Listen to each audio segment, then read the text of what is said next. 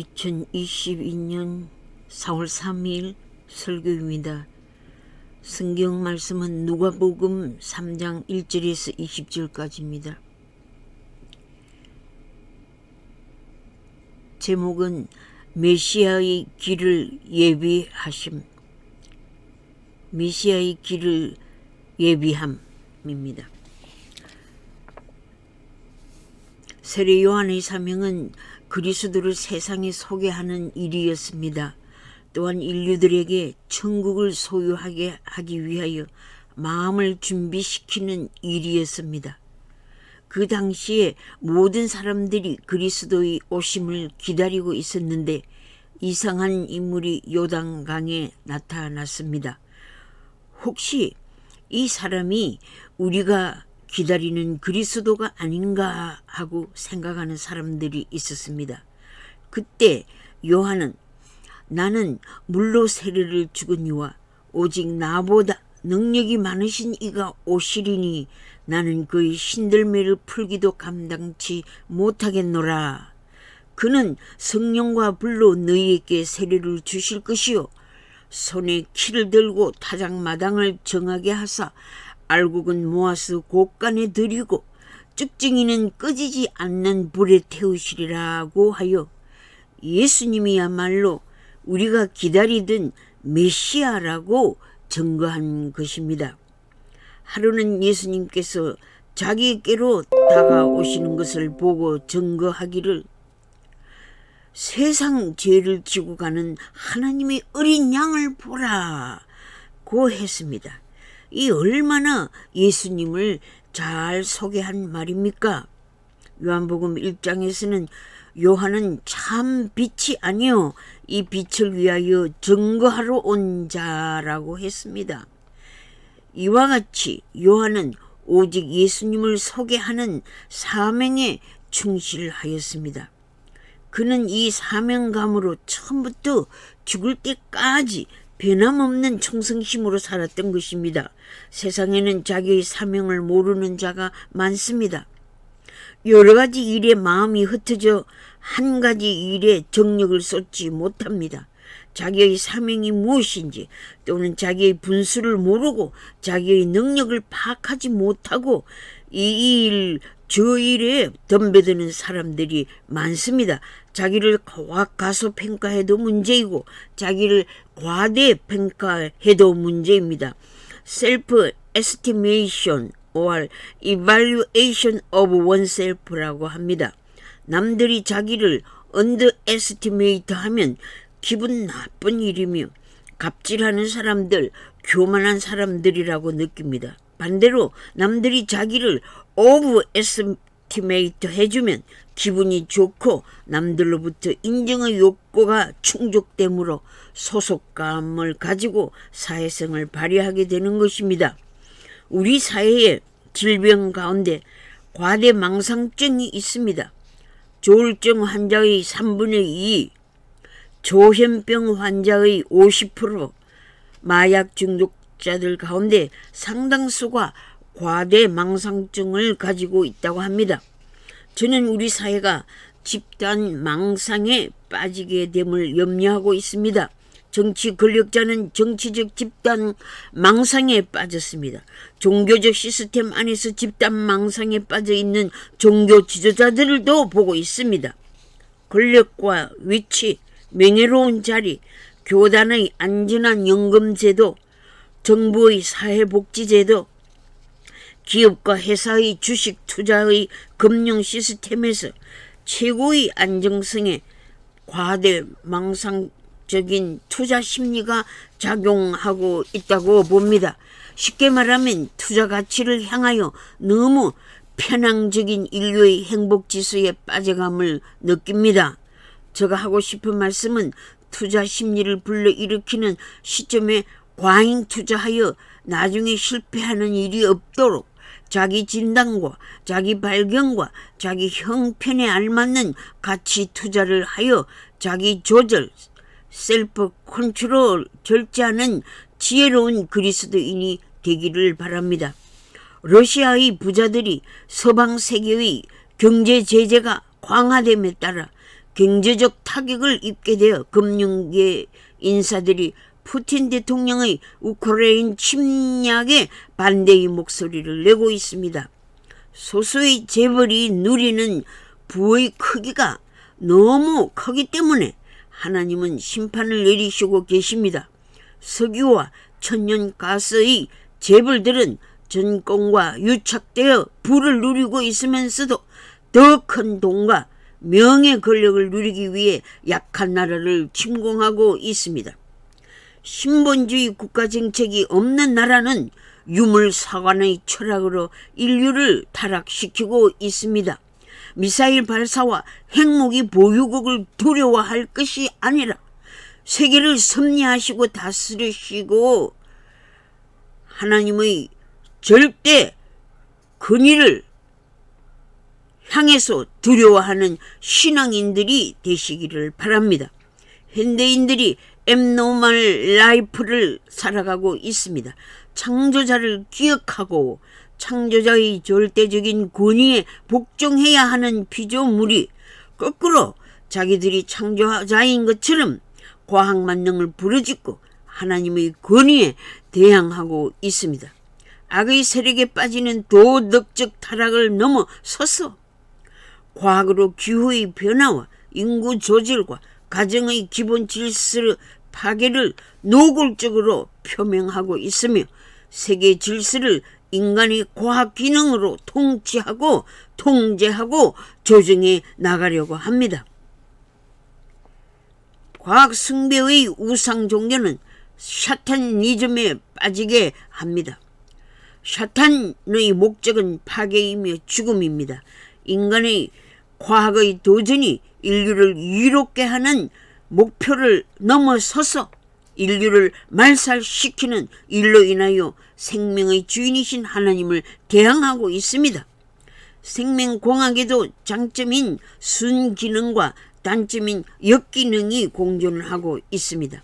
과학의 발달 최종은 인류가 스스로 인류를 죽이는 살인범이 되게 합니다. 하나님의 만능을 흉내내려다가 멸절하게 합니다. 첨단 무기의 사용의 목표는 전쟁을 막기 위한 것이라 하지만 실제적으로 전쟁은 대량 학살을 가져오는 수단이 되고 마는 것입니다. 전쟁 문화에서 인간의 존엄성을 더욱 발견하게 되기 바랍니다. 죄로 변해버리는 물질만의 존재가 아니라 인간의 존엄성은 영혼을 소유한 영적인 존재에 있습니다. 천부 인권을 박탈하는 것이 전쟁입니다. 지구의 한 정점에서 얼마 동안 살다가 나의 육체의 가치는 죄로 남고 티끌로 사라지지만 영원한 신령한 존재로 변화되기 때문에 인간의 존엄성이 실존하는 것입니다.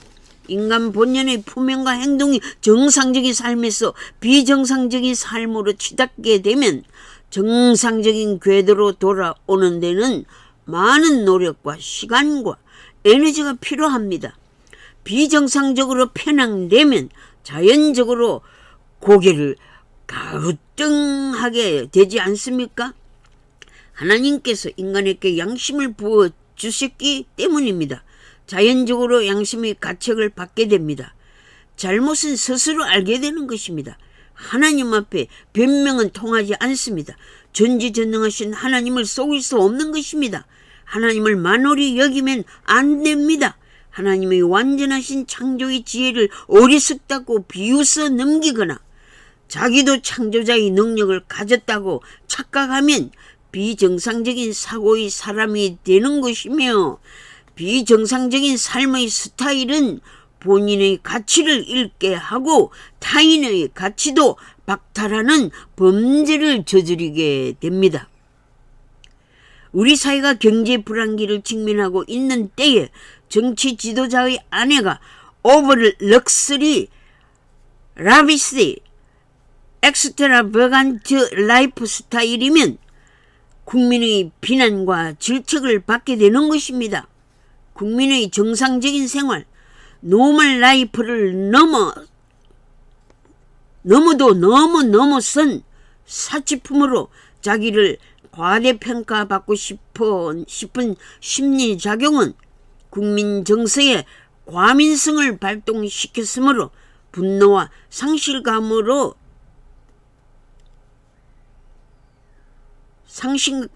상실감을 불러일으키고 있습니다. 이런 과잉 럭셔리어스 라이프 스타일은 정신적, 사회적 질병입니다. 그랜드 디오스 딜루전스, 사회적 질병입니다. 도덕적 타락입니다. 후한 무치입니다. 세례 요한은 늙은 아버지 사가랴와 어머니 엘리사벳의 아들로 하나님께 기도하여 얻은 자식입니다. 예수님보다 6개월 먼저 태어났습니다. 아버지는 제사장이며 어머니는 아론의 후손입니다. 요한은 나면서부터 나시린으로 자랐으며 산골집에서 독립정신을 길렀으며 한적한 사막에서 하나님과 영교하는 성령의 위력을 가졌습니다. 그의 영성개발은 거칠은 음식을 먹으며 약대 트롯을 입고 살았습니다. 30세가 되어 하나님의 명령을 받들어 요단강가에서 전도하기 시작하였습니다. 그의 설교 요지는 회개하라, 천국이 가까웠다는 것입니다. 말라기 선지 이후 400년간이나 하나님의 말씀이 끊어졌던 유대의 땅에 침묵을 깨고 선지자의 목소리가 들려온 것입니다. 그의 설교를 듣기 위해 사방에서 유대인들이 모여들었고 듣는 자마다 회개의 세례를 받았습니다. 유대인들에게 위대한 지도자가 필요했습니다. 메시아를 기다렸던 것입니다. 디베로 가이사 황제가 로마를 통치하고 있을 때였습니다. 고대 문명이 무너지기를 시작한 때였습니다. 정치, 문화, 경제, 종교가 타락의 길로 달릴 때였습니다. 종교는 권위를 잃고 황제를 신으로 섬기는 강제적인 국가 종교가 되어 인간 영혼을 구원할 만한 힘을 잃어버렸습니다. 그 당시 사람들이 구한 행복의 추구는 육체의 쾌락뿐이었습니다. 극장과 결투장으로 연회와 유흥으로 정신과 육체가 시들어 갔습니다. 종교의 타락과 세계의 부패성이 드러났습니다. 당시의 보통 사람들과는 달리 세례 요한은 빈들에 언둔하여 야인의 생활을 하며 옷 한 벌로 평생을 입었고 동굴 속에 살면서 줄일 때는 메뚜기를 잡아먹고 바위틈에 있는 벌집을 떠도 꿀을 먹으며 살았습니다.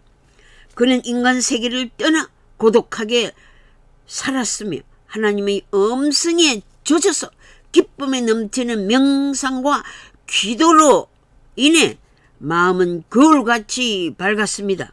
그의 귀는 엄숙하고도 고요한 하나님의 음성 듣기에 익숙하였습니다. 하나님의 계시로 메시아가 오신다는 것을 알고 예비하는 작업을 펴게 된 것입니다. 예루살렘과 유다와 요단강 사방에서 수다한 무리들이 몰려왔습니다. 바리새인과 사두개인들을 향해 독사의 자식들아, 누가 너희를 가르쳐 장래의 노하심을 피하리라 하더냐?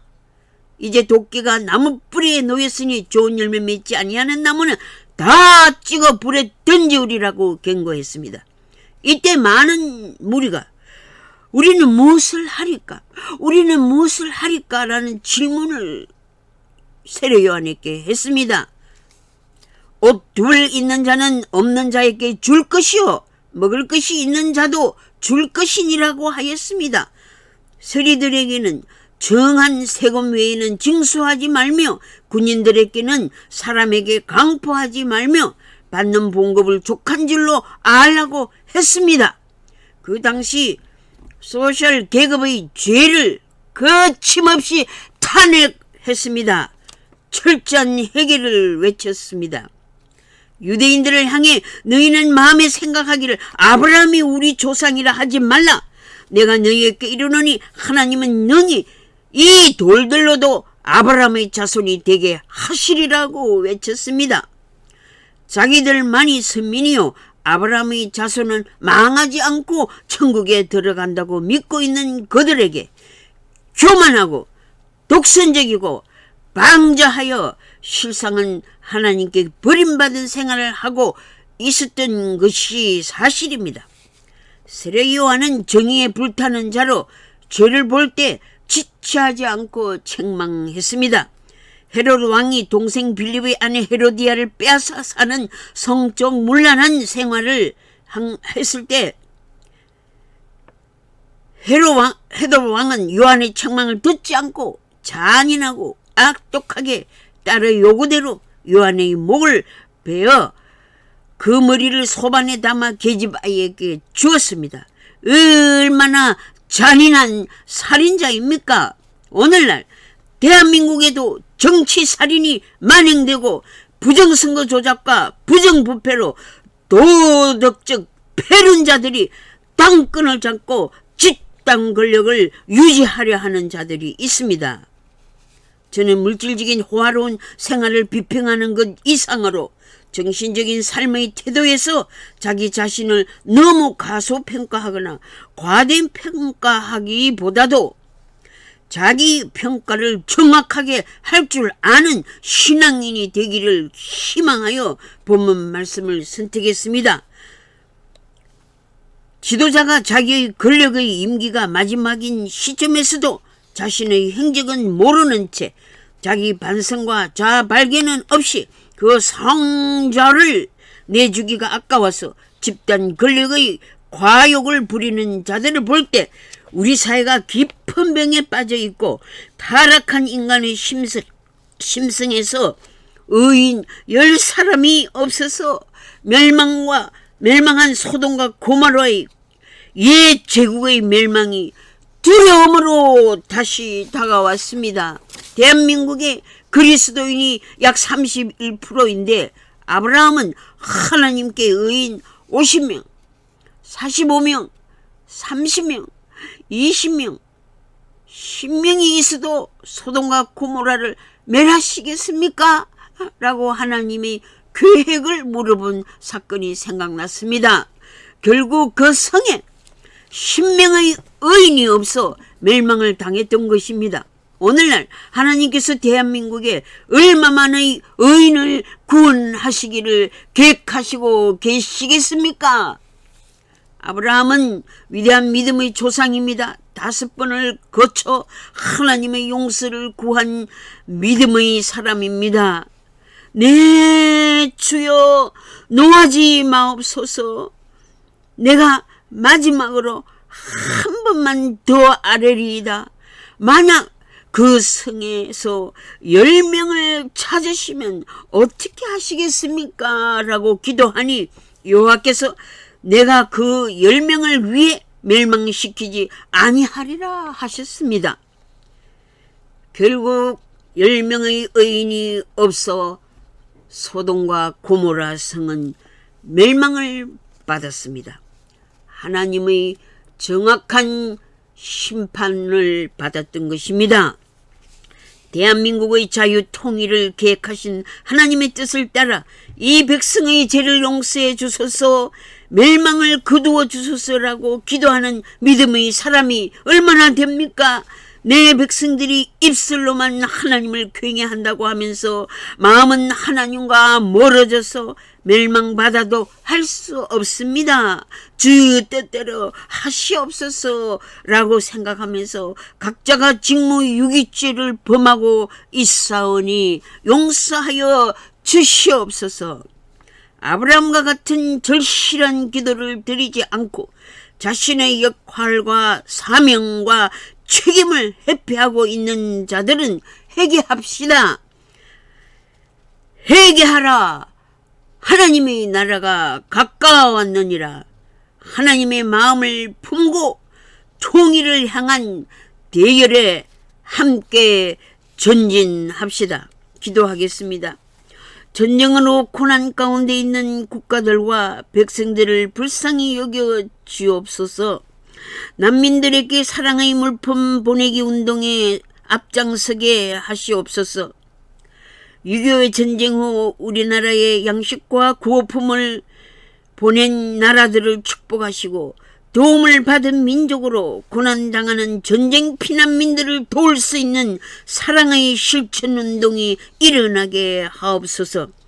한반도의 전쟁을 막아주시옵소서. 평화를 갈망하는 이 민족에게 자유통일을 허락하옵소서. 이 민족의 죄를 용서해 주시옵소서. 북한의 동포들을 인권 유린과 탄압에서 구원하여 주시고 신앙의 자유를 허락하여 주시옵소서. 남한에서 하나님께서 허락하신 자유를